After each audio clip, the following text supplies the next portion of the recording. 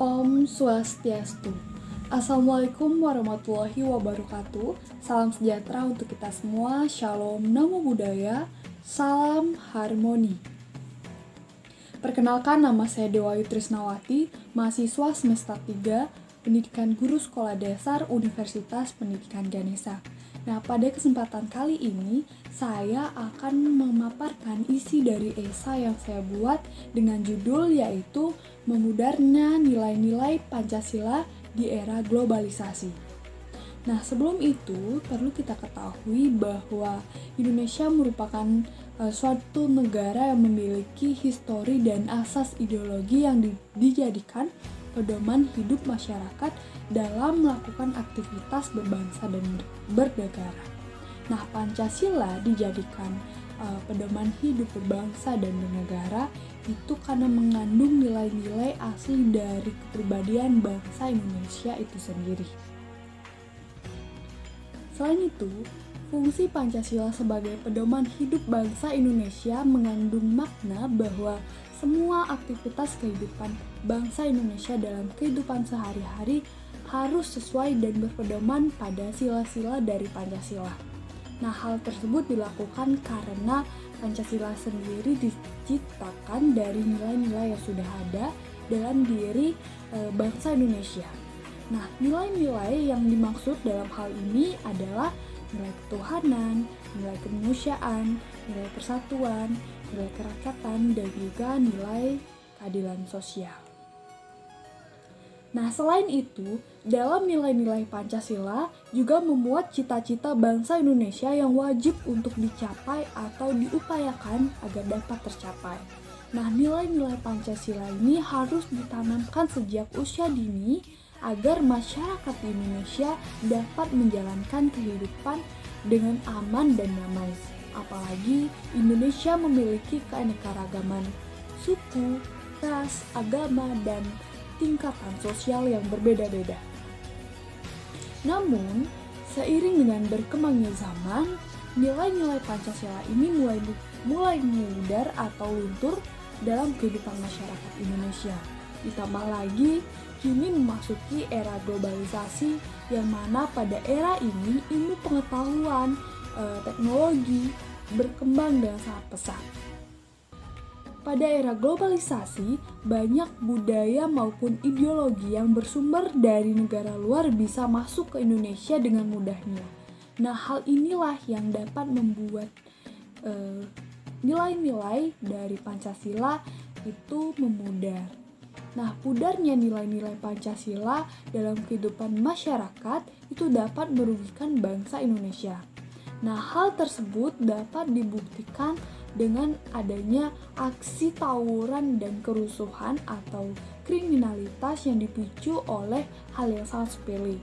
Seperti contohnya aksi kerusuhan kemarin di Stadion Kanjuruhan, Kabupaten Malang, Jawa Timur yang menyebabkan ratusan orang meninggal dunia. Kemudian terjadinya juga kasus penistaan agama dan terjadi kejahatan-kejahatan yang mengatasnamakan agama seperti terorisme. Nah, selain kasus tersebut, hal yang dapat dilihat sebagai bukti bahwa pudarnya nilai-nilai Pancasila dapat dilihat melalui terjadinya kasus-kasus pelecehan seksual yang ada di negara Indonesia, kemudian banyaknya terjadi kasus korupsi, dan masih banyak lagi kasus-kasus lainnya.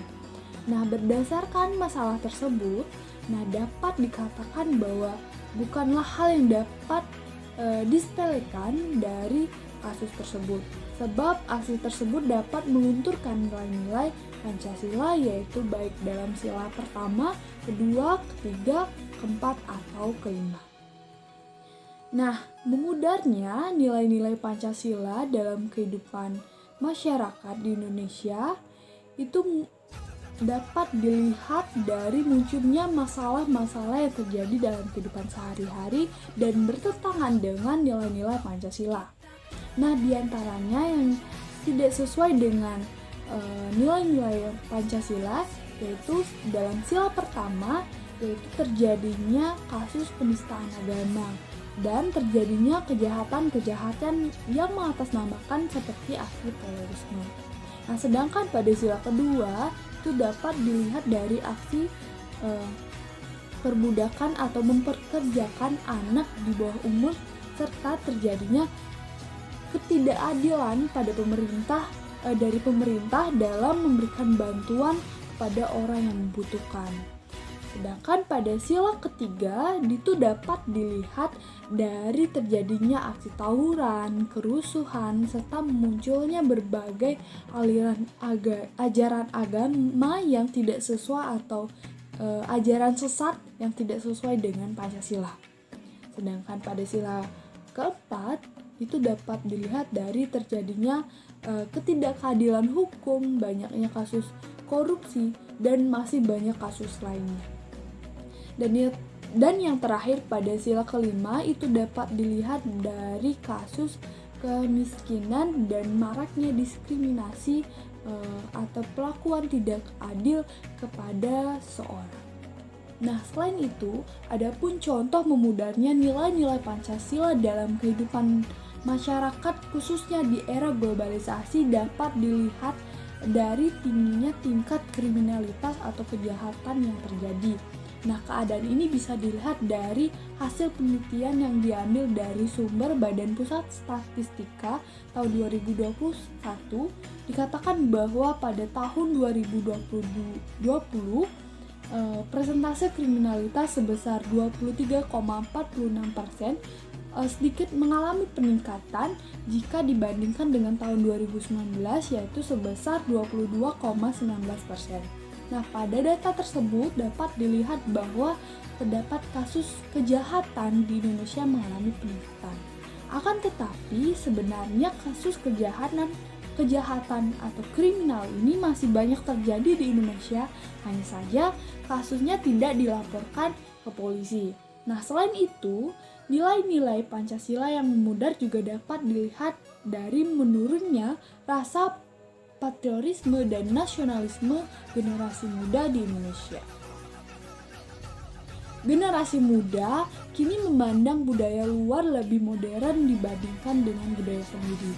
Padahal generasi muda sangat berperan penting dalam menjaga pilar bangsa Indonesia serta fundamental akan nasib dari bangsa Indonesia yang akan datang. Nah, untuk itu maka diperlukannya penumbuhan kembali nilai-nilai Pancasila yang harus segera dilakukan melalui penanaman pendidikan karakter misalnya dan pendidikan Pancasila sejak usia dini.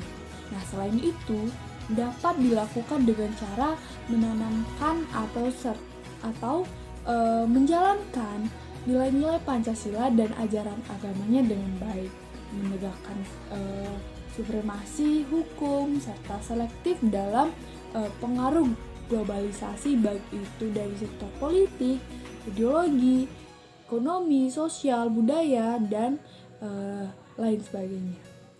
Nah, bagi pelajar di Indonesia, mereka juga bisa mengatasi masalah tersebut dengan menumbuhkan rasa nasionalismenya dengan cara rajin belajar, dengan serius, kemudian gigih untuk mencapai suatu tujuan atau cita-cita, kemudian juga melalui menjaga nama baik bangsa Indonesia.